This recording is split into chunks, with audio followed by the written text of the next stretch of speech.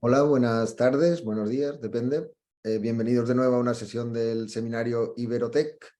En esta ocasión me toca el gran placer y gran honor de presentar a Xavier Ruqué, que fue cuando yo estuve en la Autónoma de Barcelona, gran colega y gran amigo, y creo que todos estarán de acuerdo, los que le conozcan, que es ambas dos cosas con mucha facilidad, un gran colega y un gran amigo. Así que es un gusto tenerle aquí entre nosotros en Iberotech. Supongo que conocerán su trabajo, pero es sobre todo ha estudiado historia de la física, él es físico de formación y se ha especializado en historia de la física, pero dentro de eso con un amplio abanico de temas, pues por ejemplo Marie Curie y la producción industrial, la física en España, particularmente en la España de Franco. Tiene, por ejemplo, estudios sobre el CERN. Aprovecho para decir que uno de los cuales en un libro con el que colaboramos, que se llama De la Guerra Fría al Calentamiento Global.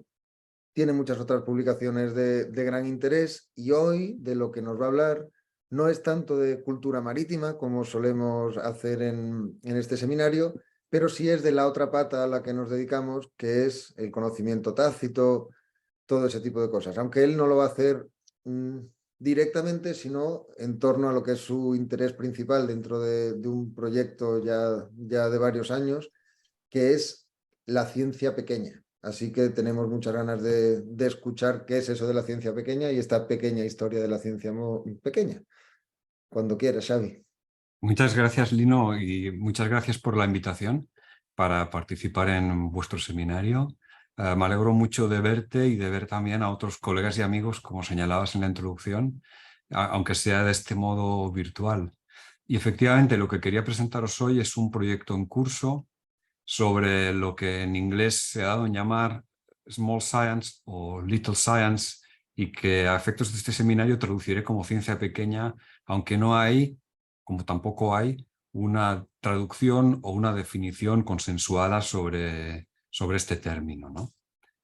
Quisiera introducir el tema de mi presentación comparando dos experimentos que tuvieron lugar en los años 80, o que culminaron más bien en los años 80. El primero de ellos tuvo lugar en el CERN, la Organización Europea para la Investigación Nuclear, donde a finales de los 70 se empezaron a construir dos detectores gigantescos que se ubicaron en un túnel bajo tierra a 100 metros de profundidad bajo la frontera franco-suiza.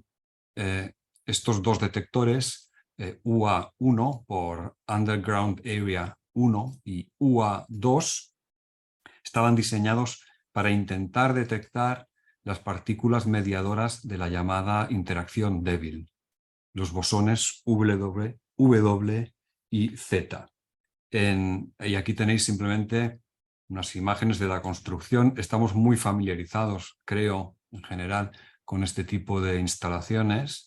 Y solo quiero señalar que en 1983 el CERN anunció en una rueda de prensa multitudinaria que el detector UA1 había conseguido registrar las partículas mediadoras de la fuerza débil, y en 1984, al año siguiente, el físico Carlo Rubbia y el ingeniero Simon van der Meer recibieron por ello el Premio Nobel de Física. El otro experimento tuvo lugar a miles de kilómetros de distancia en dos bases antárticas gestionadas por el British Antarctic Survey. Desde 1957, cuando se celebró el Año Geofísico Internacional, se habían estado tomando medidas del ozono atmosférico en la base de las Islas Argentina, se llama así, Argentine Islands, y en la base de Halley Bay, con un instrumento que era un descendiente directo de este que veis en la imagen. Se le conoce como espectrofotómetro de Dobson por Gordon Dobson, un científico de Oxford que en los años 20 construyó este primer prototipo que se conserva actualmente en el Science Museum de Londres y que luego adquirió otras formas. Aquí tenéis otra imagen, pero sin que eso supusiera ninguna transformación sustancial. La base del instrumento es la misma. Como veis, el espectrofotómetro es un instrumento de sobremesa manejable por una persona, y de ellos se han construido hasta el momento algo más de un centenar. Entre 1956, 57 y 1968, el número de fotómetros de Dobson se dobló, pero eso quiere decir que pasó de 44 a 100. Para entonces ya los fabricaba una empresa de construcción de instrumentos. En 1974, dos miembros del British Antarctic Survey, Joseph Farman y Richard Hamilton, revisaron las observaciones, perdónate que admito a alguien, revisaron las observaciones realizadas desde 1957 en las bases que he mencionado y corrigieron un error que atribuyeron a una estimación errónea de las llamadas constantes extraterrestres. No es necesario que entremos en detalle. Sí me interesa señalar que en 1985 el mismo Farman, junto con dos miembros más de su pequeño equipo, Brian Gardiner y Jonathan Shanklin, publicaron la célebre carta en Nature que constataba la pérdida de ozono atmosférico, lo que se conocería como el agujero en la capa de ozono. 10 años más tarde, 3 científicos obtuvieron el Premio Nobel de Química por sus trabajos sobre la química del ozono atmosférico. Bien, creo que el experimento de CERN estaríamos de acuerdo que ejemplifica bien la forma de hacer ciencia que desde finales de los 50 conocemos como Big Science o Gran Ciencia. Pese a que solo Rubia y Van der Meer pudieron ser reconocidos con el Nobel, en la detección de las partículas que median la interacción débil, habían participado centenares de científicos, ingenieros, técnicos, organizados en equipos multidisciplinares con una precisa división del trabajo. El objetivo de esta colaboración era claro y ambicioso. El esfuerzo se había concentrado en una instalación singular, cuyo presupuesto solo estaba al alcance de los países más ricos o de colaboraciones transnacionales, precisamente como el CERN. Y todo ello hace que sean experimentos y organizaciones que atraen mucha atención política y mediática. Nada que no sepamos. La pregunta que quiero hacer es, ¿qué forma de hacer ciencia ejemplifica el experimento de Halley Bay? Si es que implica alguna. En las bases antárticas observamos un instrumento robusto con el que los investigadores están muy familiarizados. Observamos también observaciones de carácter local, equipos de investigación reducidos. Nada de todo esto parece reunir las características que asociamos a la ciencia de frontera a finales del siglo XX. Y sin embargo, este pequeño equipo y tal vez esta pequeña ciencia son absolutamente relevantes. En el caso del agujero de ozono, Sebastian Grevsmuhl, que lo ha estudiado en detalle, lo explica así. El descubrimiento de Farman, Gardiner y Shanklin sorprendió a la comunidad de científicos atmosféricos porque nadie lo había predicho, ningún modelo, y porque no era explicable por los mecanismos conocidos. El descubrimiento era tanto más espectacular cuanto había sido realizado por un equipo relativamente poco conocido y dotado de recursos relativamente modestos. Para la NASA, que contaba desde 1975 con apoyo financiero para conducir un programa detallado de investigación y reconocimiento de la atmósfera, fue un fracaso. Y el mismo Grevsmuhl, en un artículo posterior, ha enfrentado o ha confrontado este descubrimiento que, según él, enfrenta a la Big Science estadounidense con una pequeña ciencia o Small Science británica más conservadora, conducida en un espíritu más conservador, con menos medios e instrumentos menos espectaculares, pero que sorprendentemente se revela como más eficaz para transformar en hechos científicos las medidas del ozono.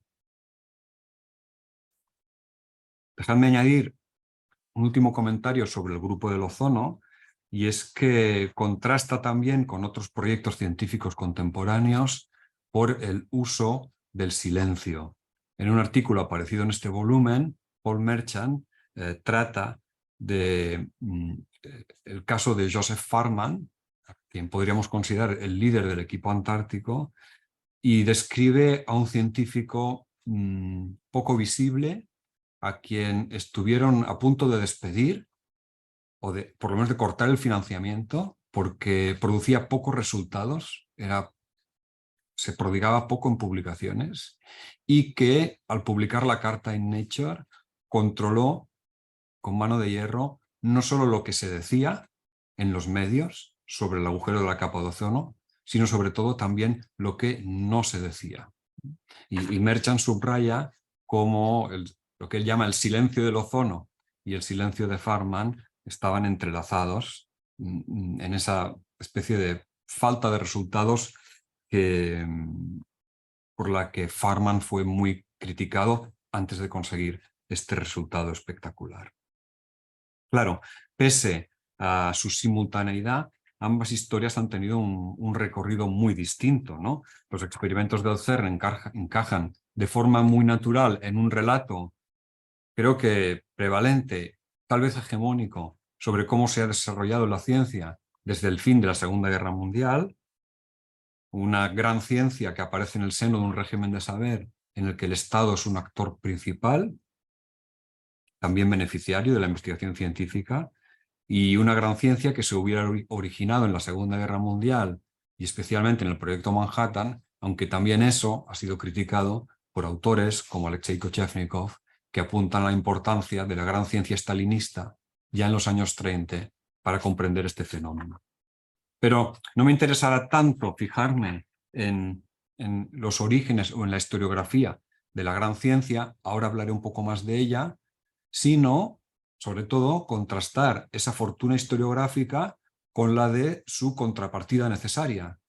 Porque la definición de Big Science, a finales de los 50 y en los 60, como veremos en un momento, implicaba el postular una forma de hacer ciencia previa, distinta, caduca, tal vez en extinción, la small science. Y ese contraste es muy evidente ya en su momento. Por ejemplo, los físicos como Stephen Weinberg o los historiadores como Sola Price, que introducen el término Big Science, lo hacen en un sentido crítico, comparándola con esa forma en vías de extinción anterior, previa, a la que se refieren con cierta nostalgia. El caso de Weinberg es conocido. En un trabajo publicado a finales de los 50, describe la gran ciencia como un símbolo de nuestro tiempo, como las catedrales lo son de la Edad Media, al tiempo que lamenta que vaya desapareciendo otras formas de hacer ciencia. Es el caso también de este artículo que veis, que fue la conferencia que pronunció otro físico de altas energías, Merle Tube, en un simposio sobre ciencia básica que se celebró en Nueva York en 1959, en el Rockefeller Institute. Y Tube se preguntaba retóricamente si la ciencia se había convertido en algo demasiado grande para el científico, ¿no? Si les venía grande a los científicos. Y en este artículo, Tube subrayaba la importancia de lo que él llamaba la austeridad como un requisito esencial para la investigación, y añadía otra cita que no he reproducido en la pantalla, que decía: es la mente del hombre sin disfraces y adornos y no los instrumentos que concibe lo que produce todo lo que es bello en ciencia. De modo que ya en este primer momento, antes incluso de que Sola Price consagre el término Big Science en esta obra conocida, Little Science, Big Science and Beyond, que sería traducida al castellano, antes incluso ese contraste está muy presente y es muy visible. Price, precisamente, intentó distinguir lo que él llamaba la era actual de la Big Science del estado anterior, y estableció la ley exponencial de crecimiento científico, que subrayaba la sustitución, el reemplazo de una forma de hacer ciencia por otra. Pero tanto él como Weinberg, como Tube, y diría que muchos historiadores y sociólogos de la ciencia, hasta hace muy poco, hemos tomado la small science por sentada, ¿no? La hemos dado por descontada. Y eso es lo que queremos cuestionar en este proyecto. De todos modos, y solo añadir, por poner un ejemplo de los muchos que se podrían poner, que desde luego la Big Science ha sido objeto de estudios históricos, hay una literatura sustancial alrededor de ella. Este volumen, editado por Gallison y Heffley, contiene una bibliografía de varias páginas centrada en casos de estudio y en cambio no hay nada parecido o nada comparable en el caso de la Small Science, ¿no? Científicos, historiadores, políticos, periodistas definieron Big Science en base a esta contraposición en la que uno de los términos estaba ausente. La distinción no creo que fuera solo retórica. No me voy a entretener ahora en ello, ¿no? Pero un análisis previo de artículos, cartas y editoriales aparecidos en Nature y Science, dos grandes publicaciones genéricas científicas, desde los años 50 hasta el momento actual, sugiere que hasta finales del siglo XX el término Small Science o variantes como Little Science fue usado consistentemente, sobre todo por parte de científicos, en un sentido que podríamos describir como reactivo, pasivo o nostálgico, normalmente formulando quejas en torno al predominio de los grandes proyectos. Los biólogos se quejaban del proyecto Genoma Humano, los físicos de la materia condensada se quejaban de que los físicos de altas energías se apropiaran de descubrimientos como la resonancia magnética, que para ellos pertenecían al ámbito de la small physics. Pero en cualquier caso, nuestra sensación es que el significado del término small science en estas publicaciones periódicas generales permaneció relativamente estable durante toda la mitad del siglo XX, hasta el punto que algunos historiadores, como Stephen Shapin, se preguntaban en el año 2001 o cuestionaban en el año 2001 esta distinción y se quejaban, junto con algunos científicos, de la hegemonía de la Big Science a expensas de lo que él llama aquí la Little Science.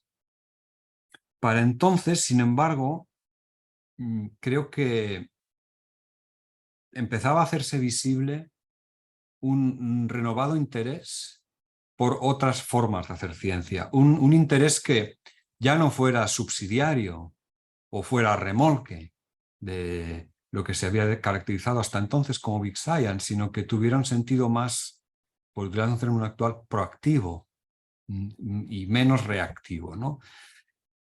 Un indicio de este cambio puede ser la aparición de términos como los que veis en la presentación, que se formulan desde el año 2000, que tienen puntos en común. No hay un análisis conjunto de todos ellos, yo los escribiré alguno de ellos brevemente hoy, pero que para mí sí que indican un renovado interés por prácticas a pequeña escala por parte de equipos reducidos, con presupuestos relativamente modestos, pero en todos los casos haciendo ciencia de frontera.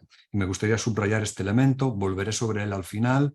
No estamos hablando de prácticas alternativas, no estamos hablando de prácticas amateurs, tampoco estamos hablando de ciencia ciudadana, estamos hablando de ciencia de frontera, por eso he utilizado el ejemplo del ozono, que sin embargo se hace de otra forma.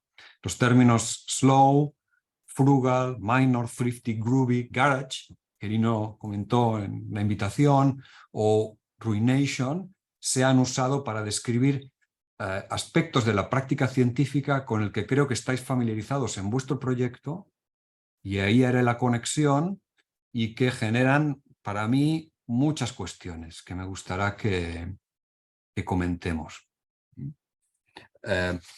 Un referente o tal vez un buen ejemplo de estos términos es este volumen reciente, perdonad que admita a alguien, ahí está Cecily, este volumen reciente de Simon Wherret, con el que estaréis familiarizados, Thrifty Science, ¿no? Thrifty, la ciencia ingeniosa, describe para Wherret una forma de hacer ciencia que se toma la materialidad en serio, y que utiliza los objetos y los materiales para fines de lo más diverso, siempre de un modo ingenioso e intentando, en la medida de lo posible, reciclar, reutilizar, fijándose en el mantenimiento y el uso, y no tanto en la creación siempre de nuevos instrumentos, ¿no?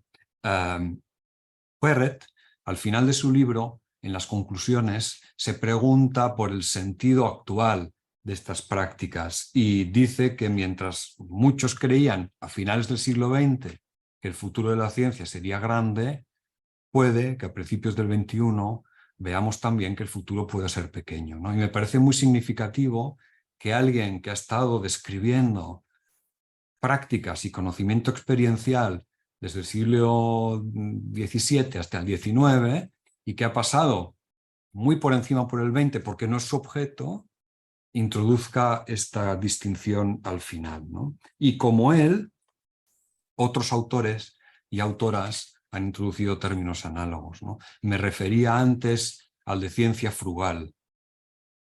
Frugal science es el término que ha utilizado un ingeniero actualmente en Stanford, Manu Prakash, para describir a instrumentos de bajo coste con los que, sin embargo, se puede hacer ciencia seria, en este caso tal vez no tan avanzada como la de la capa de ozono, pero ciencia seria en cualquier caso. Prakash, desde su Prakash Lab en Stanford, ha promovido el diseño y la construcción de instrumentos como Foldscope. Aquí tenéis una imagen que es un microscopio basado en la técnica del origami, y que se ha comercializado por pocos dólares y de él se han distribuido cerca de 1 millón de ejemplares, o también la Paperfuge, que es una centrifugadora de papel.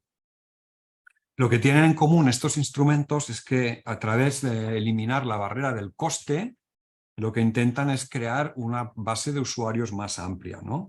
Uno de los miembros de Prakash Lab ha caracterizado la ciencia frugal como una ciencia que se practica en un contexto de recursos limitados.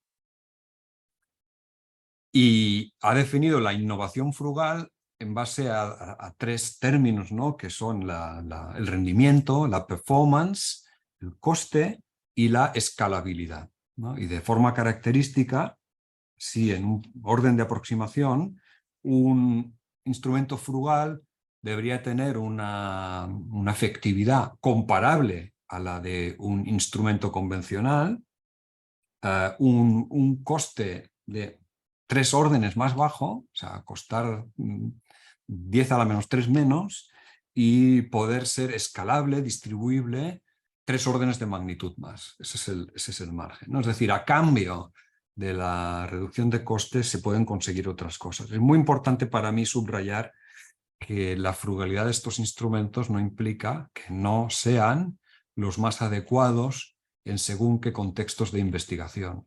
Por ejemplo, en trabajos de campo, por ejemplo, en trabajos que requieren, como decía antes, una base de usuarios muy amplia. Ahí disponer de un instrumento ligero, fácil de reemplazar, barato, puede ser crítico, puede ser decisivo.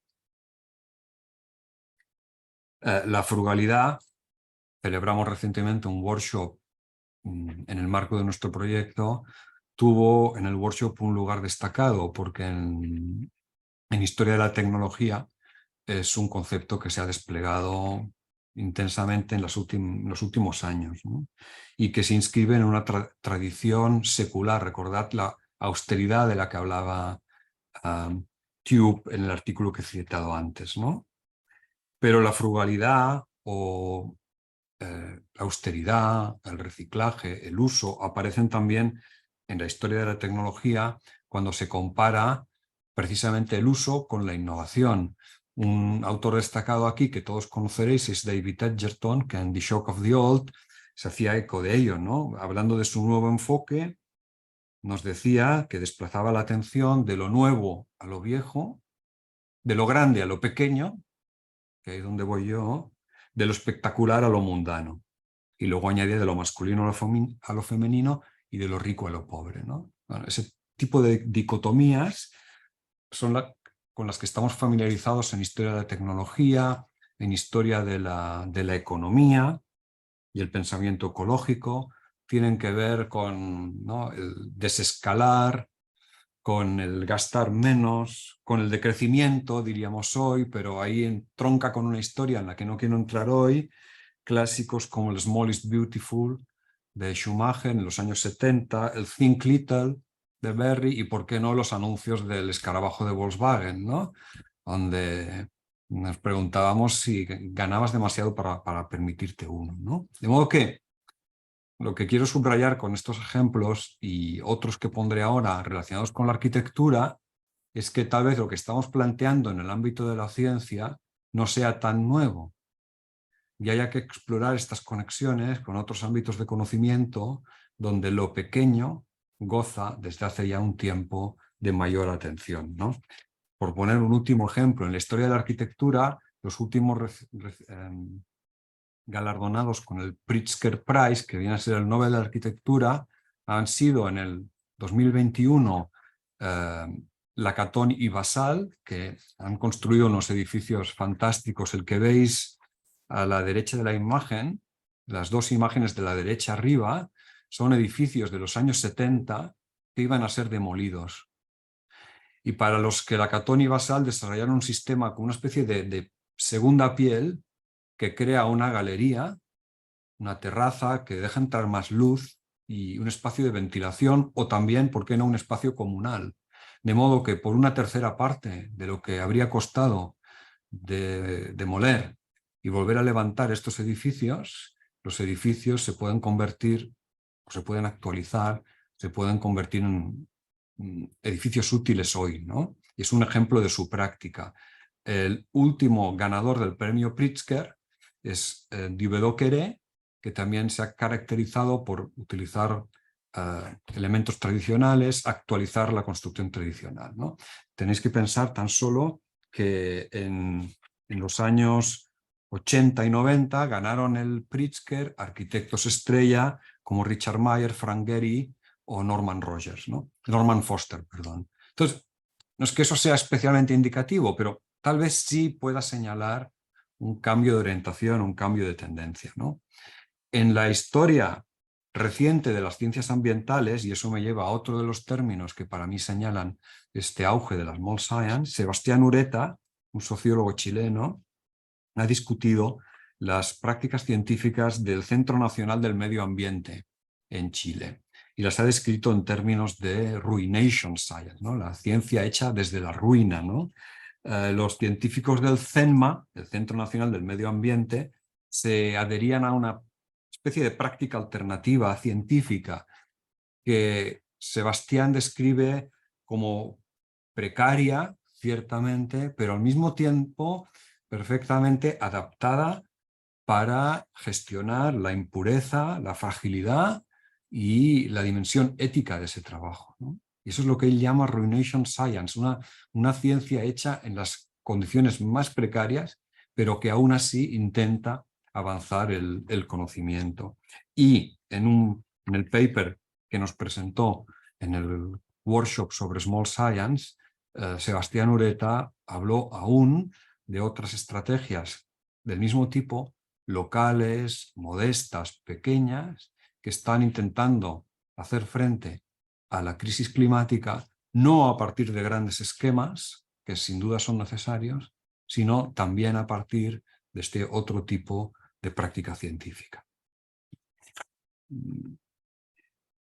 Voy a dejar para la discusión, si hace falta, el caso de Braidotti, porque es más técnico y más denso. Diré tan solo ahora que Braidotti ha estado hablando del poshumanismo y las poshumanidades críticas en términos que resuenan también con los propios del proyecto. En particular, Braidotti distingue entre lo que ella denomina la ciencia menor, minor, y la ciencia real, royal. Y los campos de ciencia menor se caracterizan por tener poco financiamiento, por financiación, por estar marginalizados, pero al mismo tiempo por ser éticamente transformadores y apoderar políticamente a los que lo practican, ¿no?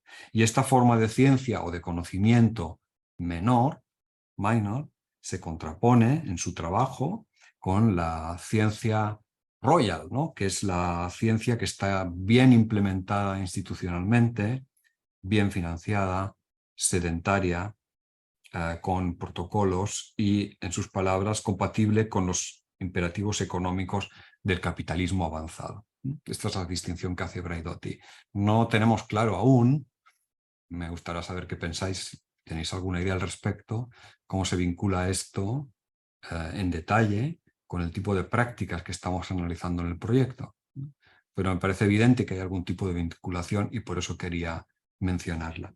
Donde sí es más claro el contacto, y ese será mi segundo gran argumento, por tanto el primero, recapitulo, es que tenemos un relato dominante según el cual a mediados del siglo XX se habría impuesto una nueva forma de hacer ciencia, la Big Science, que desplaza algo que no acaba de estar definido, pero que sin duda es anterior y está en declive, la Small Science. Ese es un primer gran relato.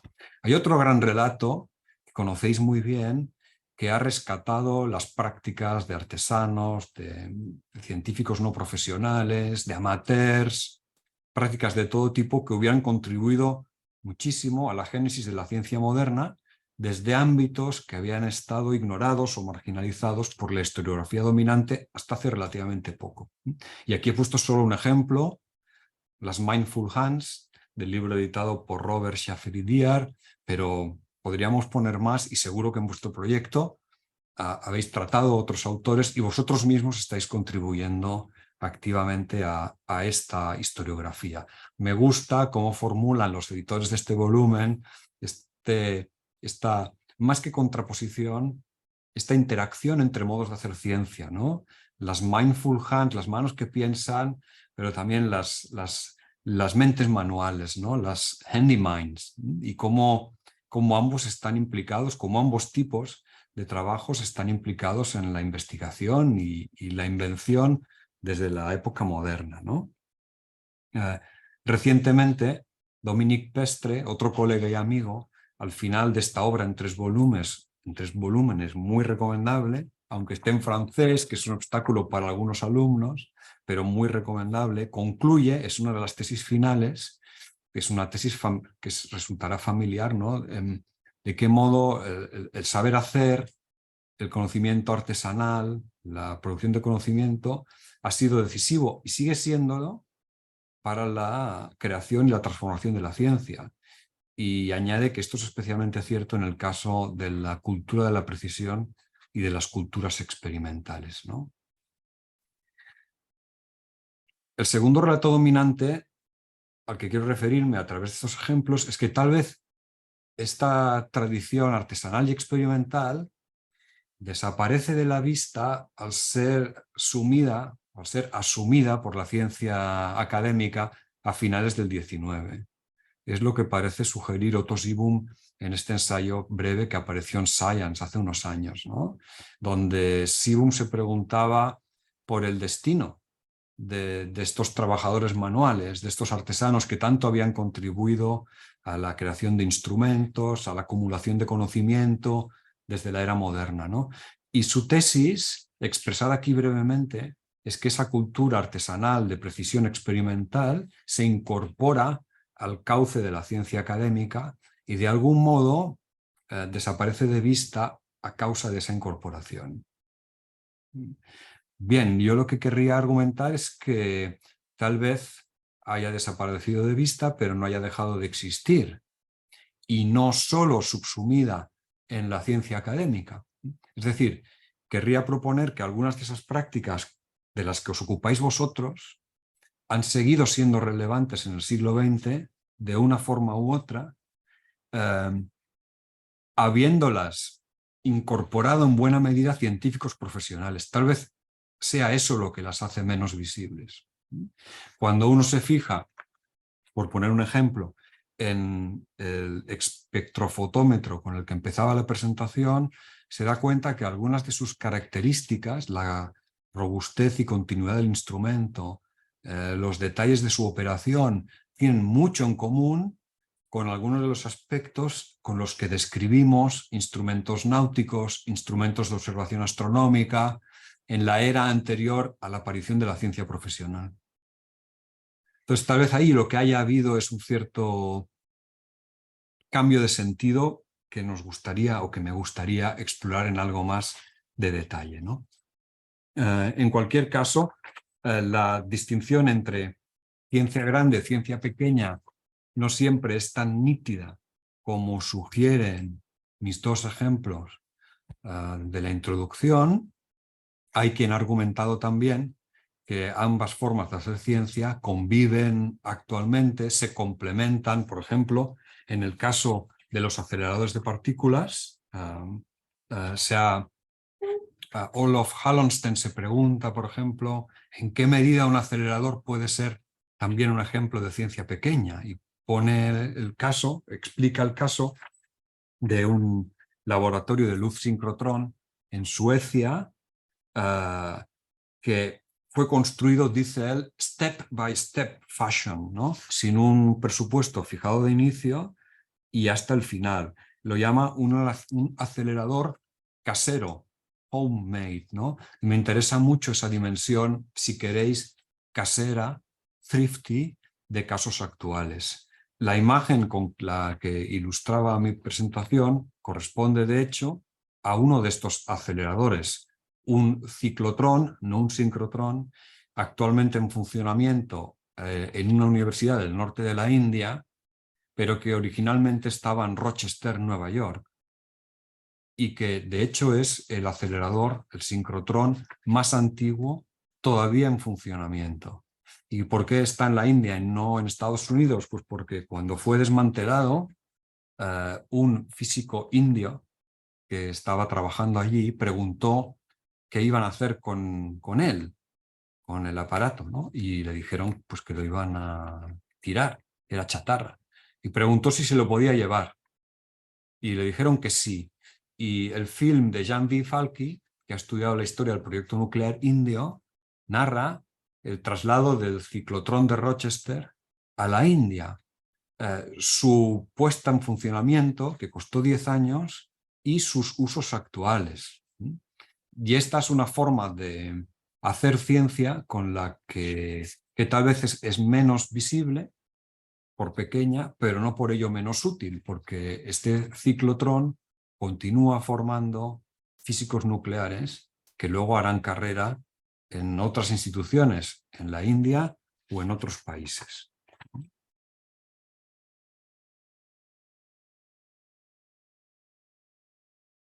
Quisiera ir acabando porque me interesa más vuestros comentarios. Son una presentación superficial del proyecto y quiero acabar con un ejemplo y unas conclusiones. Un ejemplo para cerrar y unas conclusiones. Este ejemplo corresponde a la astronomía. Es un proyecto que se llama Dragonfly y se llama Dragonfly porque ha sido desarrollado por dos astrónomos. Dejadme que os diga cómo se llaman. Roberto Abram y Peter van Dokkum, que con un equipo de entre 6 u 8 investigadores han puesto a punto este telescopio particular, que está formado, en esta imagen lo veréis mejor, por un sistema de teleobjetivos comerciales de 400 milímetros conectados a través de un software y que generan imágenes de galaxias que no cubren el mismo espacio y por tanto no dan la misma información que la que puede dar un telescopio mayor. Es decir, para entendernos, cubriendo una superficie más amplia, detectan lo que ellos denominan las características ultra débiles de los sistemas de galaxias. De modo que me interesa como ejemplo porque, bueno, no solo por el tamaño del equipo, no solo porque es un equipo relativamente autónomo, que no requiere una inversión enorme, porque si comparáis esto con, no sé, con Monte Palomar o con el Gran Tecán, es evidente que estamos hablando de otro orden de magnitud. Es un equipo multidisciplinar, pero en el que la parte teórica, la parte experimental, observacional y la parte técnica están muy próximas las unas a las otras. No hay que cambiar de edificio para hablar con los técnicos, comparten el mismo espacio. Y es un experimento, finalmente, que produce un tipo de conocimiento que no podríamos obtener con un telescopio mayor. Y eso es lo que me interesa. No que sean proyectos que hacen lo mismo o algo parecido con un coste menor. Eso podría ser peligroso incluso, ¿no? Porque se podría usar como argumento por parte de nuestros políticos científicos para reducir el coste de muchos experimentos en curso, ¿no? Si puedes hacer lo mismo por menos, ¿por qué pides presupuesto más alto, ¿no? Pero no se trata de eso, se trata de hacer cosas distintas con menos. De ahí el interés o tal vez el carácter complementario de estos proyectos. O que, por decirlo de modo resumido, se trata de usar las herramientas óptimas para el problema que se me plantea. Y si esas herramientas son modestas y pequeñas, pues no pasará nada. Estas formas de conocer, estas formas de investigar, parece que van en contra del corriente dominante de la ciencia contemporánea, pero sostenemos que han contribuido a nuestro conocimiento de formas significativas, de formas relevantes y que nos dan una visión de la práctica científica que, de otro modo, si no nos fijáramos en ellas, sería invisible. El término small science o ciencia pequeña, como lo llamemos, continúa siendo elusivo. No tenemos claro hasta qué punto realmente caracteriza una forma de hacer ciencia, pero aún así creemos que en esta vaguedad está parte de su interés, ¿no? Nos permite conectar periodos distintos, reconociendo las innegables diferencias históricas, pero conectar, establecer diálogo con prácticas de otras épocas y vincular distintos campos de conocimiento. Y creemos por ello que puede ser interesante prestarle atención. Eso no quiere decir, y acabo, que no sea controvertido. Y un último comentario servirá para ilustrarlo. En 2021, el European Physical Journal, sección H, cambió de editores y los nuevos editores dedicaron la editorial del cambio a la Big Science en física, argumentando que se estaba expandiendo a áreas distintas de las altas energías y la astrofísica, donde ya era habitual, ¿no? Y se preguntaban retóricamente al final si las expectativas de grandes transformaciones en ámbitos como la física de la materia condensada o física de materiales se estaban viendo reducidas para los experimentos pequeños. Se preguntaban retóricamente qué futuro tenían los experimentos pequeños en ciertas especialidades de la física que hasta ahora parecían haber quedado al margen de la Big Science característica de los aceleradores y los grandes telescopios. En 2021. Pero hace poco, otro editorial, en este caso de Physics in Perspective, se preguntaba, estaba dedicado a la Small Physics, y los editores se preguntaban, por contra, bueno, si tal vez no habría algo que aprender examinando lo pequeño junto a lo grande, the small alongside the big, así como la compleja relación entre ambos. Bueno, ahí es donde estamos, de eso es de lo que se trata. Y yo creo que puede ser un buen momento para abrir la discusión. Tengo alguna observación más a hacer, pero tal vez durante la discusión pueda salir. Muchas gracias. Muchísimas gracias, Xavi, por la presentación tan buena y el PowerPoint además tan apropiado. Así me ha parecido percibir un estilo minimalista y tiene que ver con esto que dices de las conexiones con arquitectura y con historia del arte. Parece como si hubiera un poco de movimiento pendular y las ciencias que antes se caracterizaban por la Big Science, pues hay cierta nostalgia y cierta querencia a volver a formas más frugales, como has dicho. Pero también la conexión con las humanidades que has descrito, parece que estamos justo nosotros en las humanidades, en historia, sobre todo en el movimiento contrario. Nosotros siempre hemos sido de cada uno en su despachito con su libro y ahora lo que se premia es grandes equipos, herramientas digitales y todo ese tipo de cosas. Parece que nos queremos parecer más a las ciencias duras por vía de parecernos a la Big Science.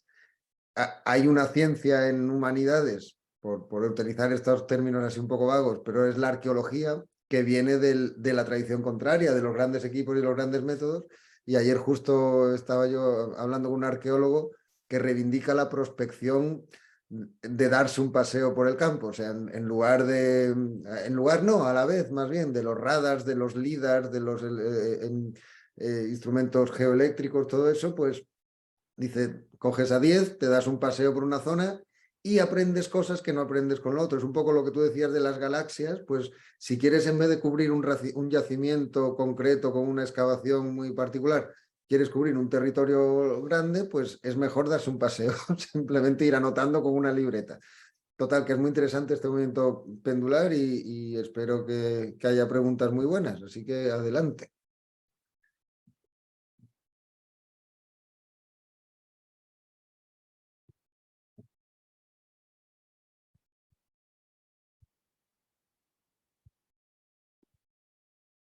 Podéis levantar la mano o hablar directamente, ¿eh?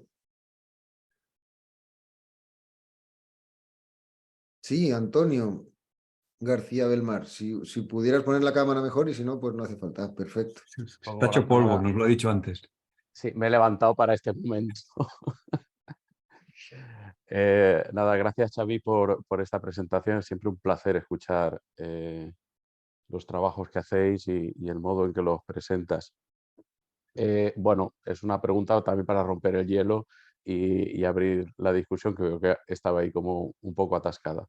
Em, al hilo de lo que dice Lino sobre este contagio de la Big Science a las humanidades, en unas semanas publicaremos en Saberes en Acción un texto escrito por Marco Beretta, que ha sido un protagonista importante en ese intento de mover la investigación en historia de la ciencia hacia las herramientas digitales. Y es un texto muy crítico, 20 años después de los grandes proyectos de digitalización, de integración de fuentes dispersas. Es un texto crítico sobre realmente los resultados que estos excursiones hacia las tecnologías han dado a la historia de la ciencia y cómo han contribuido incluso a reforzar algunos estereotipos que la investigación había superado hace tiempo, como es la historia de las grandes figuras, ¿no? Con estos proyectos siempre alrededor de grandes figuras.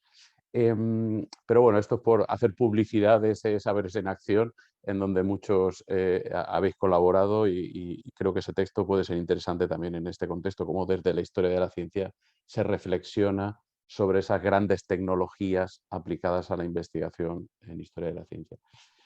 Mi pregunta, yendo a tu presentación, parece como que este ente difuso que es la pequeña ciencia, la little science, no puede escapar de una definición que es siempre por negación de. Es decir, es todo aquello que no es big science, que sí es definible, sí es observable, sí es reconocida, sí tiene una identidad, ¿no? Y la otra como, parece como que está ahí, pero que cuesta identificarla. En tu presentación había como 2 o 3 elementos que me parecían interesantes en esa línea.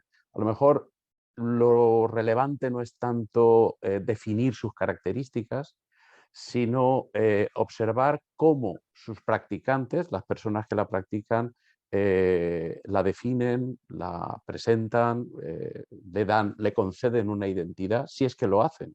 Si es que lo hacen. Por lo tanto, ¿cuál es la percepción que esos practicantes tienen de su propia actividad? Decías que había un paso de una defensa reactiva a una más propositiva.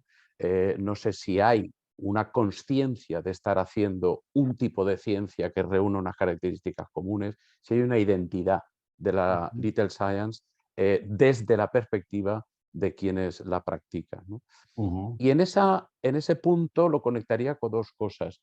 No sé si hay una geopolítica de la little science, es decir, esos intentos de conceder una identidad a esa manera de hacer ciencia, hay una geopolítica detrás, hay determinados espacios, determinados países donde eso está ocurriendo o determinados ámbitos de la investigación dentro de un mismo espacio geográfico, es decir, si la hay, porque todo parece indicar que hay también una apuesta política detrás. Hay una manera de entender el conocimiento y el acceso al conocimiento y el acceso a la producción del conocimiento.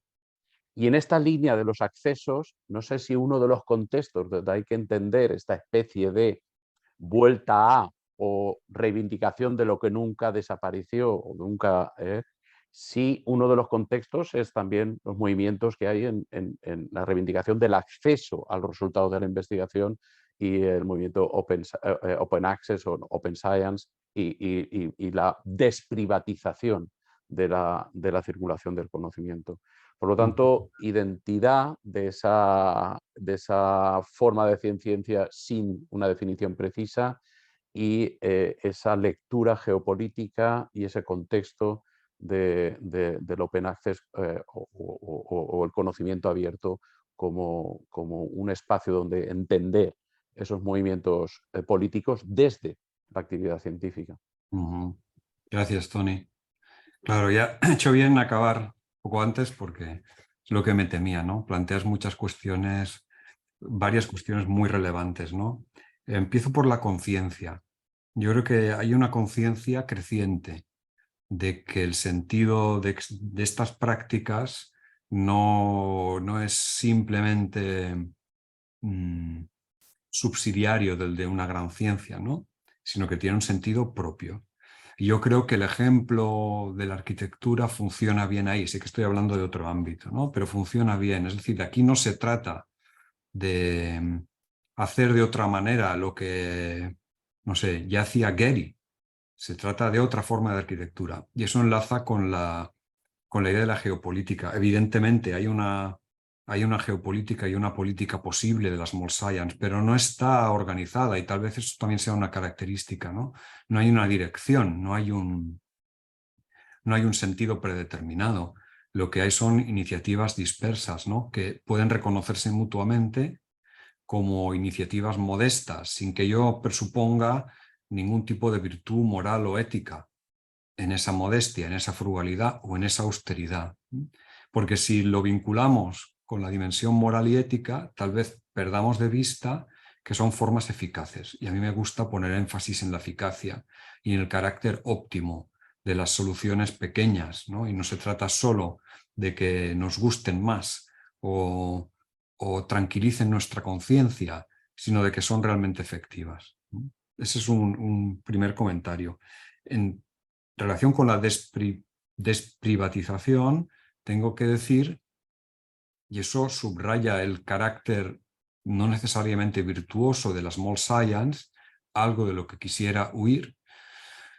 O sea, me parece muy bien que haya prácticas de small science virtuosas, pero también puede haberlas que no lo sean tanto. Uno de los miembros del proyecto, Gemma Sirac, que ha ganado recientemente un ERC con un proyecto sobre cambio climático y nanosatélites, está estudiando la privatización de los datos meteorológicos gracias precisamente al uso de satélites accesibles a una base más amplia, porque son más pequeños y más económicos en términos relativos que los grandes satélites de los inicios de la era espacial, que estaban solo al alcance de las potencias espaciales, ¿no? Recordad al Sputnik, pero que en cambio hoy están al alcance, pues no sé, de Elon Musk, por ejemplo, ¿no? O sea, la cuestión de los nanosatélites y cómo está transformando la economía y la guerra en curso en Ucrania son otro de los ejemplos que estamos elaborando desde el proyecto, ¿no? Pero fíjate que van en un sentido distinto al de favorecer el acceso a la ciencia y la tecnología por parte de grupos menos dotados, menos capacitados o políticamente más frágiles, ¿no? De modo que es un término con significados distintos, que admite lecturas distintas. Eso no me parece necesariamente mal. Ya pasa con Big Science y no nos quejamos suficientemente, de modo que me encuentro cómodo en esa ambigüedad, por decirlo así. Muchísimas gracias por la charla, la verdad es que me ha parecido interesantísima. Quizás mi pregunta sería un poco insistir en ese comentario que hiciste sobre que no quieres estar pensando cuando habláis de small science en la ciencia amateur ni en la ciencia ciudadana, ¿no? Sino en esta ciencia de frontera, ¿no? Que es la cutting edge. Pero bueno, me preguntaba quizás es que, claro, los casos a los que ha referido de Prakash, ¿no? Y no sé si también este otro de Bridotti, hay algo de motivación en los proyectos que tiene que ver con la ciencia materna, al menos en un primer momento, ¿no? Como la motivación, ¿no? Y la ciencia ciudadana y la idea del public engagement y de escalar para que más gente pueda tener acceso a ciertos instrumentos y pueda también hacer trabajo de campo.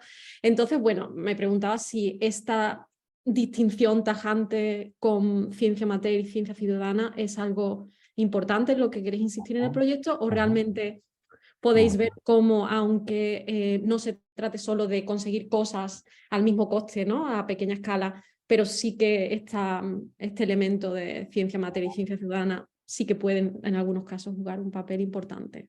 Sí, gracias. La distinción no es tajante. Tal vez me he expresado mal. La idea es que queremos intentar evitar que los trabajos que ya existen y son numerosos sobre ciencia mater, ciencia ciudadana, enmascaren o apantallen el proyecto. De ahí el énfasis en proyectos de Small Science por profesionales, proyectos de Small Science que se publican en Nature. No excluyen otras ideas, pero yo creo que vincular estrechamente desde el principio la Small Science con la ciencia amateur nos restaría capacidad de análisis, nos impediría reconocer algunos elementos cruciales de la Small Science, es lo que pensamos, ¿eh? Pero desde luego están conectados, en el caso de Prakash, como bien dices, de un modo muy claro, y tal vez en otros casos no tanto, porque hay pequeños científicos que son muy independientes. El caso de Farman me parece muy interesante, porque es un personaje muy singular, muy reservado, que cuando finalmente salta a la luz pública controla muy bien los tempos de la comunicación, el tipo de imágenes que quiere compartir, de modo que no se trata de que estos científicos rehuyan las oportunidades que ofrece una cultura mediática como la nuestra, pero juegan con ella en otros términos. Hay un ejemplo, no he querido ponerlo porque luego me dicen que lo pongo demasiado, ¿no? Y tampoco tiene que ver con nuestro ámbito, pero es un ejemplo favorito. Es un artista catalán, su nombre es Pere Jaume, es un artista internacional. Si no lo conocéis, echad un vistazo a lo que hace. Escribe como Los Ángeles, pero escribe en catalán. De Pere Jaume se editó hace unos años en versión bilingüe, catalán-castellano, este breve ensayo, el quizá como público, que contiene ideas para mí muy sugerentes sobre la ocultación, la modestia y el dejar hablar. Y las primeras páginas de ambas versiones se pueden leer en la web de Tushita, que son los editores de esta obra y otras obras de Pere Jaume. Y Pere Jaume ha cultivado una obra internacional desde lo local. Y en eso no se distingue tal vez de muchos otros artistas o escritores o científicos, solo que en su caso esa reflexión desde lo local es muy consciente y muy explícita, ¿no? Y una de las cosas que dice Pere Jaume y que me resultan interesantes es que las ideas hay que cuidarlas, son como un río cuando nace, son como un curso de agua que es solo un hilo y que cuesta imaginar como una corriente impetuosa cuando haya descendido y haya recogido más afluentes, ¿no? Y esas ideas hay que cuidarlas como se cuida una semilla, es la metáfora que utiliza, ¿no? Entonces, a veces la cultura de la visibilidad y del espectáculo, también en los proyectos científicos, puede resultar contraproducente desde este punto de vista, ¿no? Porque expone los resultados antes de que hayan adquirido cuerpo, de que hayan alcanzado un caudal suficiente, ¿no? Pero, y eso es lo importante, eso no quiere decir que esa cultura pequeña o, para seguir con la metáfora, embrionaria, no sea potencialmente algo que pueda llegar a crecer mucho. Si insistiéramos demasiado en el carácter amateur, sería como hablar permanentemente de una semilla que no crece o de una fuente que no llega a alcanzar el tamaño de un río, ¿no? Y no se trata de eso. Y solo para un pequeño paréntesis, disculpa, José. No he mencionado tampoco la obra de Deborah Cohen, que es muy, digamos, muy interesante para nosotros porque Cohen, que ha escrito libros sobre los antecedentes imperiales de la ciencia climática, ¿no? Utiliza una metáfora a ver si os explicar bien, una metáfora ecológica, ¿no? Y ella dice, del mismo modo que en ecología hemos llegado a aceptar y a reconocer la importancia que tienen ecosistemas a distintas escalas, y lo relevante es saber a qué escala me estoy moviendo, ¿no?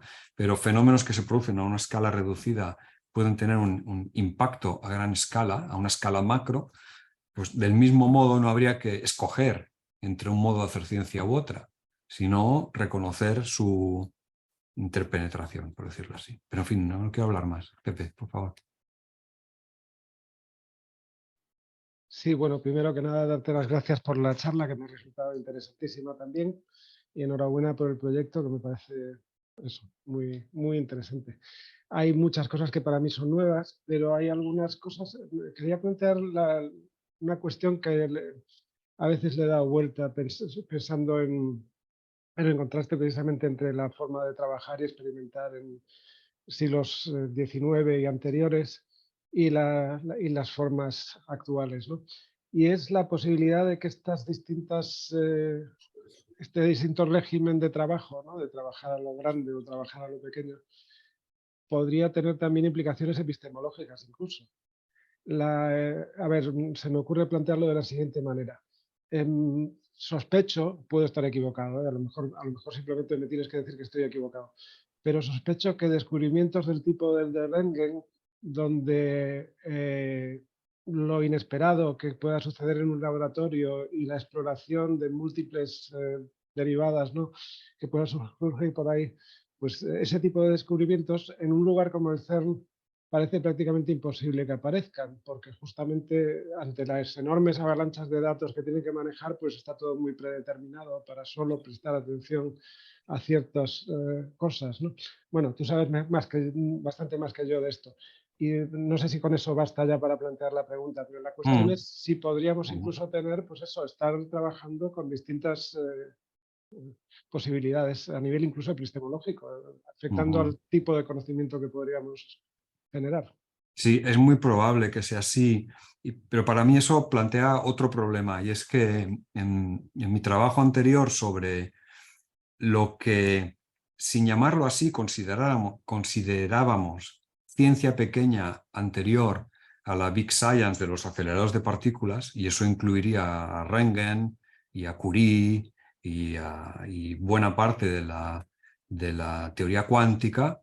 Claro, en ese trabajo anterior sobre radioactividad, sobre los inicios de la cuántica, justamente aquello en lo que insistíamos es hasta qué punto esas prácticas aparentemente pequeñas estaban inscritas en regímenes de saber o sistemas de conocimiento muy grandes.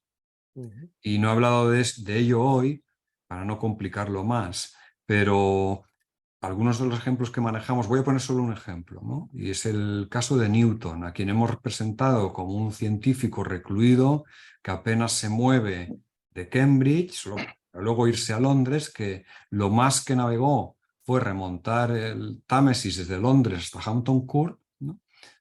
Tanto ejemplo característico de mente pensante, y sin embargo hoy vemos a Newton como el nodo de una extensísima red de información que incluye a la Compañía de las Indias, informaciones de navegantes, datos sobre mareas y un largo etcétera, ¿no? De modo que en el caso de personajes de la ciencia, los que habíamos considerado como, sobre todo, mentes privilegiadas, esa dimensión material se reivindica hoy como una parte sustancial de su trabajo, ¿no? Bueno, lo mismo valdría para el caso de Röntgen o los experimentos sobre la radiación del cuerpo negro que lanzan la mecánica cuántica, normalmente presentados como experimentos pequeños, sin una aplicación práctica inmediata, pero que sabemos hoy se hacen en un laboratorio meteorológico nacional en Berlín y que enlazan y se engarzan en una economía del conocimiento en Prusia, que está teniendo muchos resultados, ¿no? Quiero decir con ello que tal vez el contraste entre Röntgen y el CERN no sea tan grande como parece. Es cierto que en el CERN el descubrimiento accidental es más difícil, ¿no? Pero uno de los resultados más visibles del CERN en época reciente tiene que ver con el bosón de Higgs, y Higgs es alguien que contaba hace poco en una entrevista, probablemente no, en su momento, como nadie me hacía caso, probablemente hoy no podría haber hecho el trabajo por el que se me conoce, porque no hubiera conseguido financiación, no hubiera tenido proyectos. Es una de esas ideas pequeñas que luego acaba siendo mayúscula y generando mucha literatura y mucha atención mediática, pero que en origen es muy pequeña.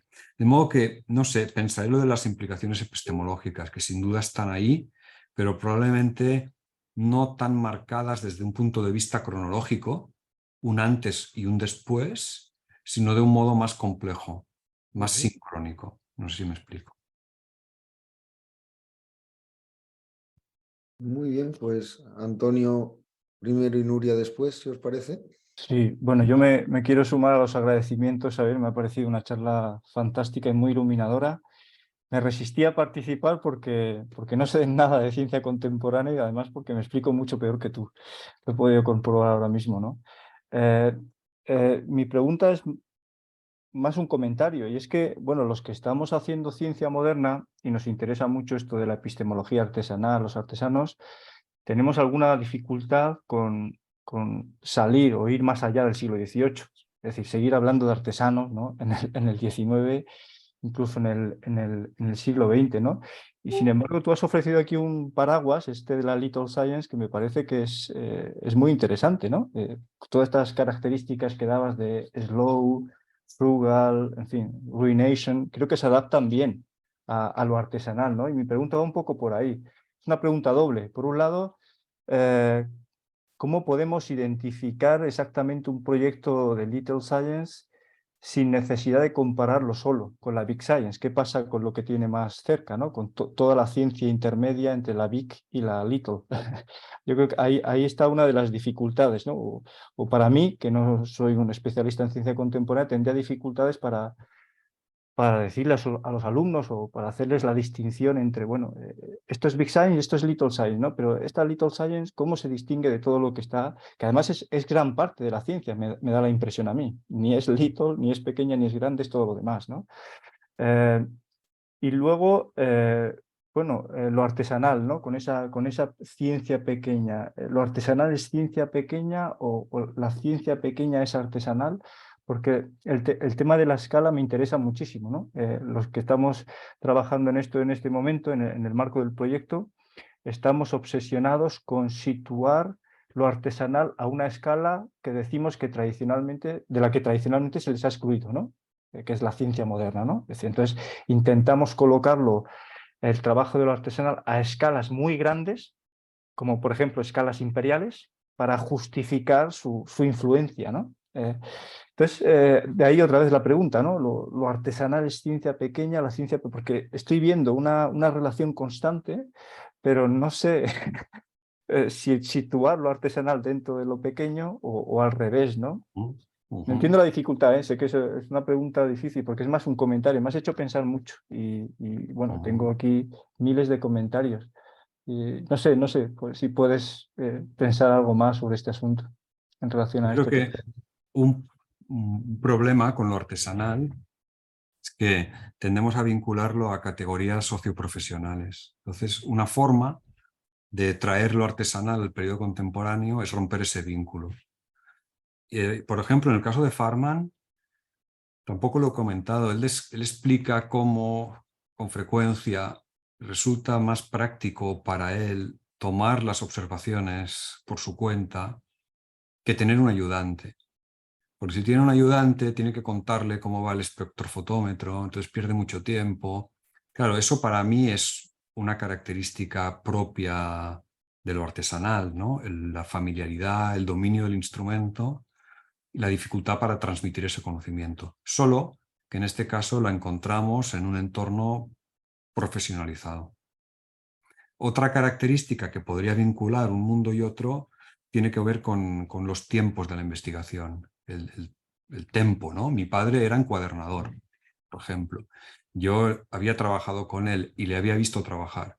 Entonces sé que el ritmo de trabajo era fundamental, ¿no? Cuando empezaba, pues no sé, a encuadernar 50 volúmenes del Chemical Abstracts para la Universidad de Barcelona, pues sabía que le llevaría un tiempo y tenía que desarrollar ese trabajo, digamos, con unos plazos que no conocían de la inmediatez. Nuevamente, el caso del ozono es relevante, ¿no? Porque es una serie de observaciones que se remonta al año geofísico internacional, pero que solo eclosiona en el 85. Estamos hablando de casi 30 años. Claro, esos tempos con los que el buen artesano está familiarizado, porque no consigues la excelencia sino con el tiempo, encajan mal con el ritmo acelerado de la ciencia contemporánea, pero ahí están, ¿no? Veo esas dos posibles formas de contacto. Si alguien ha reflexionado sobre la continuidad entre trabajo de los artesanos hasta el momento actual, ese es Richard Sennett. Uno de los volúmenes de su trilogía se titula precisamente El artesano. Hay también una versión breve en una colección que edita el CCCB en Barcelona.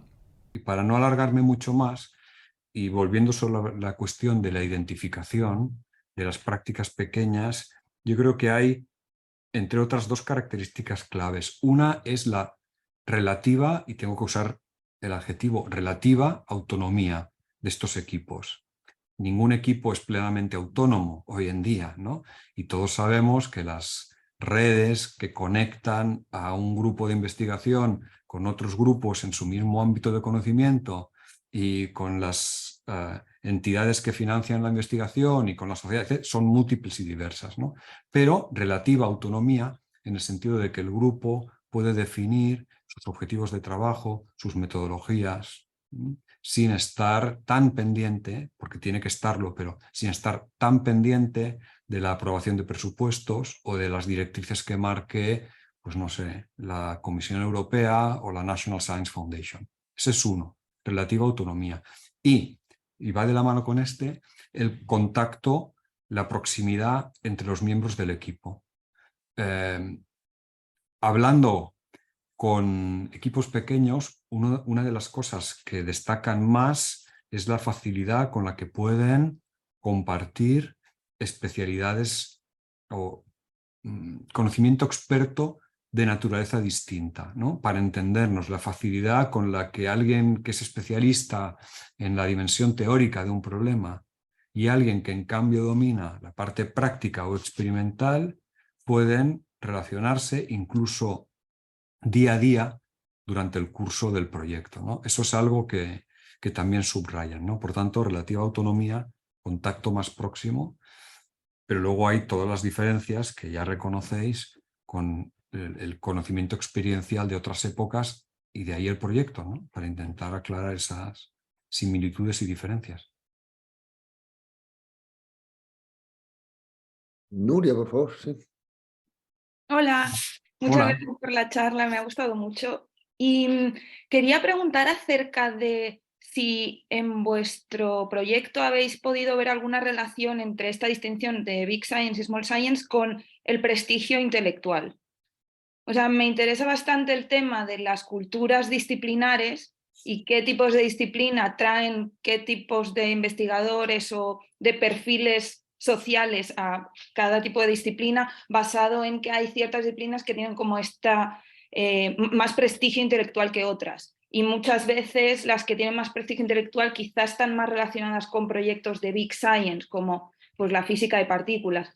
Pero fuera de la física no tengo tanto dominado qué tipos de experimentos se relacionan con qué tipos de disciplinas y no sé si vosotros habéis podido ver alguna correlación de este tipo. Básicamente porque sé que las quejas de los físicos de materia condensada a los físicos de partículas a mitades del siglo XX tal, sí que tenían mucho este toque de también estar quejándose de que no solo la física de partículas es ciencia de frontera. Sí, exacto, eso. Sí, buena pregunta. Sí, tienes razón. No lo hemos estudiado per se, pero está claro, ¿no? Está claro que tendemos a asociar la magnitud económica de un proyecto con su relevancia y con el prestigio que conlleva. Y en parte eso es natural porque son proyectos que cuesta mucho conseguirlos y cuesta ponerlos en marcha y movilizarlos, sin duda, ¿no? Pero es una identificación fácil también, por otro lado, ¿no? Entonces, para alguien que cultiva el conocimiento de esta forma más modesta, uno de los retos, tal vez el reto no sea conseguir un presupuesto tan alto, pero en cambio el reto es conseguir que te dejen trabajar. Por eso ponía énfasis en los silencios de Farman, ¿no? Porque es que están a punto de echarle. Merchant lo explica muy bien. Dicen, bueno, ¿y qué estás consiguiendo? Llevas 20 años midiendo el ozono en 2 lugares de la atmósfera, ¿no? ¿Dónde vas con eso? Entonces ahí hay el reto de conseguir que lo que es pequeño, lo que es silencioso, lo que es menos visible, cuaje y se consolide, y tal vez llega a ser muy grande, tal vez no todo tiene por qué ser grande finalmente, ¿no? Pero sí, algunos de los científicos se explican, con los que hemos hablado, porque tenemos otros ejemplos, se expresan exactamente en estos términos. Y otros, para añadir algo también a la pregunta anterior, cultivan una cierta invisibilidad, porque temen que un exceso de exposición de sus técnicas o de las características de su trabajo acabe perjudicándoles. Y en este sentido, uno de los miembros del proyecto, Owen Phillips, que está en la Universidad Ramon Llull y que se formó con Schaeffer en Cambridge, ahora trabaja aquí, es muy importante para el proyecto porque está estudiando un poco ese nexo entre la cultura artesanal y la cultura científica contemporánea. Él se está fijando en grupos de artesanos en el 19 que trabajan en pequeños talleres y que son muy celosos de sus técnicas, ¿no? Pero no en el sentido anterior en el tiempo de secretismo o un sentido más gremial. Son celosos de sus técnicas porque temen no que sean conocidas, sino que se vean afectadas o perjudicadas por una excesiva atención por parte de la ciencia profesional, ¿no? Y Owen está trabajando en eso. Tal vez, no sé, si vais a seguir con el proyecto, sería un buen fichaje para los seminarios, porque nos contó en nuestro workshop una parte de lo que está haciendo. Yo no he querido reproducirla aquí, pero aprovecho para citarle a Owen, que está haciendo el trabajo sobre los artesanos del 19, a Gemma, de la que he hablado antes, que está estudiando los nanosatélites, y finalmente a Enric Pérez Canals, que es profesor de física en la UVE, que se está fijando en las culturas teóricas, porque hemos hablado mucho de experimentación, pero he mencionado a Higgs, ¿no? Hay una cultura teórica de lo pequeño. Se puede hacer física teórica o química teórica en solitario. Es más fácil porque no hay grandes instrumentos en juego que en el caso de la cultura experimental. Es otra pregunta que nos hacemos. Demasiadas preguntas, me temo. Bueno, gracias. Javier, adelante, por favor. Muchas gracias, Xavier, por la presentación muy ilustrativa y muy aclaradora y que produce muchas preguntas. Yo, parte de lo que quería preguntar ya lo has contestado porque te lo han preguntado otros, pero quería hacerte alguna consideración. De todos los nombres que has propuesto para esta óptica, el que más me gusta es el slow science, ¿no? Es decir, la ciencia tranquila, la ciencia que se hace despacio, step by step, ¿no?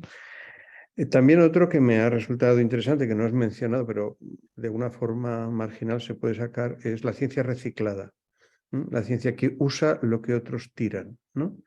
Esto me parece también interesante, pero fundamentalmente lo que me ha llamado la atención es que de lo que tú has dicho, quizás no lo has querido decir, pero a mí me ha sugerido que la ciencia pequeña es una opción personal. Es decir, surge de una acción personal de determinados científicos que no quieren estar en la Big Science. Es decir, me pregunto, a lo mejor no lo has querido decir, a lo mejor es una insensatez, pero es decir, que hay personas que optan por otra manera de hacer ciencia y eso sí que es una cuestión de elección. Por ejemplo, una de las cosas que has dicho, los equipos pequeños hacen que todos sepan todo. La Big Science se caracteriza porque nadie sabe todo, sino que alguien sabe todo, pero el todo nadie sabe lo que es muchas veces, ¿no? He leído bastante sobre lo que se está ahora haciendo con el ITER, ¿no? Y uno de los las grandes polémicas es al final quién tiene la visión de conjunto, ¿no? Esto no solamente me refiero a cuestiones epistemológicas, sino también cuestiones éticas, ¿no? ¿Para qué sirve lo que hacemos? ¿Cuál es el interés de lo que hacemos? ¿Quién controla lo que hacemos? ¿Para quién trabajamos? Este tipo de preguntas surgen muchas veces en la Big Science. Y me imagino que esa otra ciencia, que es una ciencia más tranquila, es una ciencia que se preocupa más por controlar las repercusiones de lo que hace dentro de un orden, porque has indicado que la autonomía nunca es completa y que las redes existen y que el conocimiento... Entonces me pregunto si no es interesante estudiar cuáles son las razones de las elecciones por parte de los científicos. En el sentido de bueno, pues uno puede integrarse en un gran equipo y va a tener dinero y va a tener visibilidad y probablemente éxito, aunque después a lo mejor el premio Nobel se lo dan al que está a 25 despachos adelante, ¿no? Pero por lo menos juega ese juego. Mientras que la otra ciencia es una ciencia más contenida y donde tiene esa característica que ya te digo, incluso ética, ¿no? De controlar lo que uno... Y no me refiero a un control político, sino a un control personal. Es decir, esto que acabas tú de mencionar de gente que ha estado 20 años mirando lo mismo, mientras que los demás le decían, ¿qué haces tú mirando lo mismo? Pues él sabía lo que miraba y no se lo decía a nadie. Esto me parece fascinante, ¿no? De tal manera que yo incluso diría, y perdóname la insolencia, hablaré de una ciencia anarquista, ¿no? Es decir, una ciencia individual, pero no individual de una sola persona, de un pequeño colectivo, ¿no? Es decir, no... Entonces, desde ese punto de vista, incluso me ha saltado la analogía, ya sabes que las analogías son perversas, ¿no? Y que probablemente son infundadas, con lo que ocurrió en la primera época de la Bauhaus, ¿no? Donde los arquitectos, además de querer hacer grandes edificios, quisieron diseñar una cafetera y saber cómo es un plato. Y el encanto de lo pequeño era que pasar de edificios a objetos. Y siguiendo esta estela de la Bauhaus, te diría que, y eso lo has provocado tú, es decir, es tu presentación, que una de las características que tendría esa ciencia pequeña es poder ser transmitida más fácilmente que la grande. Es decir, esto que has contado del acelerador de partículas que se llevó un señor bajo el brazo a la India, ¿no? Y lo montó allí, bueno, pues porque él consideraba que había ingredientes en esa ciencia que podían ser transmitidos con mucha más facilidad que en la Big Science, ¿no? Bueno, estas son las consideraciones que me has provocado y desde luego muchas más que son un resultado de tu enorme bien hacer cuando haces este tipo de exposiciones. Muchísimas gracias. No, Xavi. muchas gracias. Yo creo que has expresado muy bien algunos de los temas subyacentes y solo quería, más que como respuesta, como comentario, recomendaros mucho que si no habéis leído el manifiesto de Stengers, ¿no? Slow Science, que está traducido al castellano, el capítulo 5, por ejemplo, para mí es extraordinario, ¿no? Porque se plantea precisamente esta cuestión. El capítulo empieza y acaba con la cuestión que nos hacen nuestros nietos. ¿Y tú qué hiciste? Con esa cuestión. ¿Y tú qué hiciste? ¿No? O sea, con una cuestión política. Pero la respuesta que da Stengers, que es una respuesta compleja, pero acaba siendo, bueno, hay que organizar tal vez la investigación de otro modo. Y el que ella propone, que es esta Slow Science, se contrapone a un modo en el que no hay tiempo para reparar en las consecuencias de lo que hacemos, ¿no?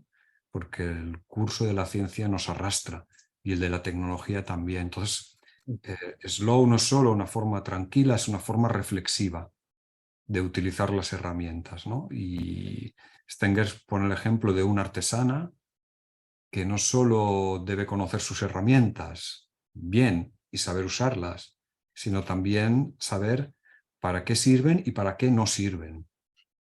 Y ese para qué no sirven explica algunos de los excesos de la ciencia actual, ¿no? No todo sirve para todo.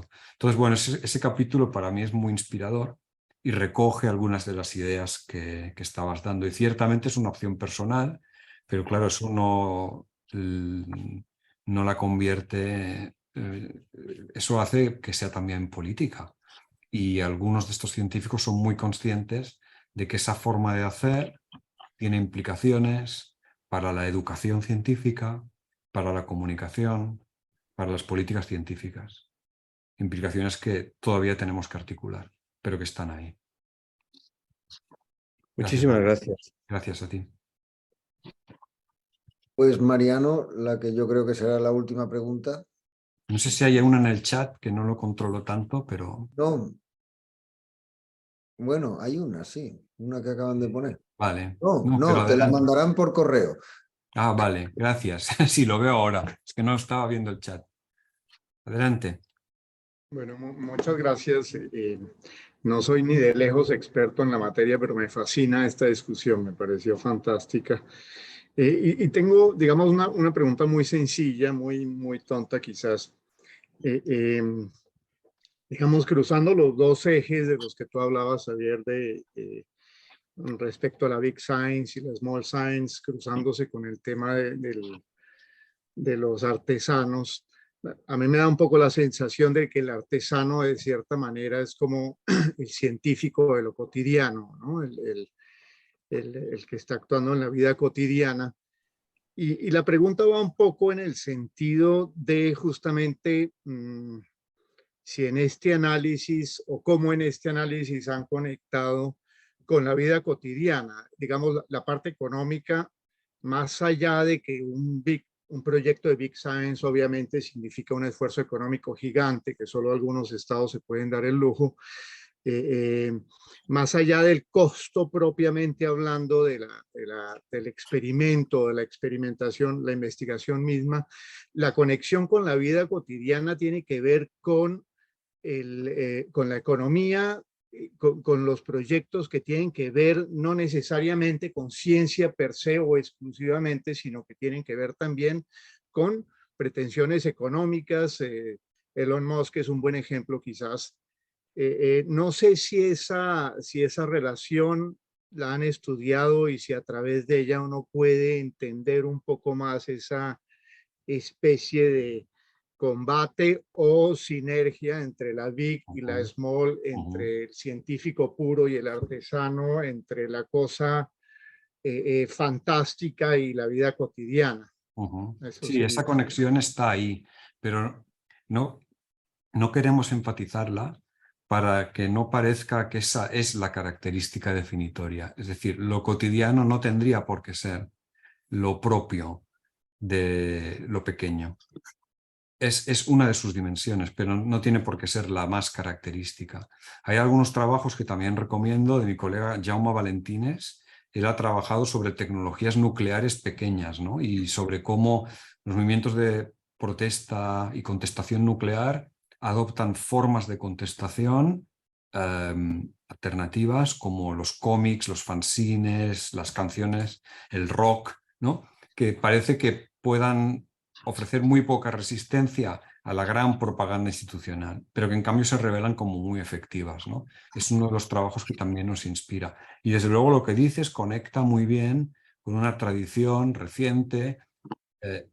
Simon Warren la ejemplifica bien, ¿no? Pero también, más cercano a nosotros, Elena Serrano, que acaba de publicar un libro sobre mujeres científicas en la ilustración, que también recomiendo muchísimo, Ladies of Honor and Merit, Pittsburgh, y que trata sobre mujeres adineradas, nobles, que en la España del 18 hacen experimentos científicos con sus sucedáneos de leche materna, con leche de cabra, que intentan salvar niños. O sea, tiene esa dimensión cotidiana de domesticidad que es muy importante y lo sigue siendo, pero que yo no pondría en un primer plano por ese motivo, para que no nos distrayera de otras posibles dimensiones tan relevantes. De ahí mi énfasis en lo profesional, pero ahí está, desde luego.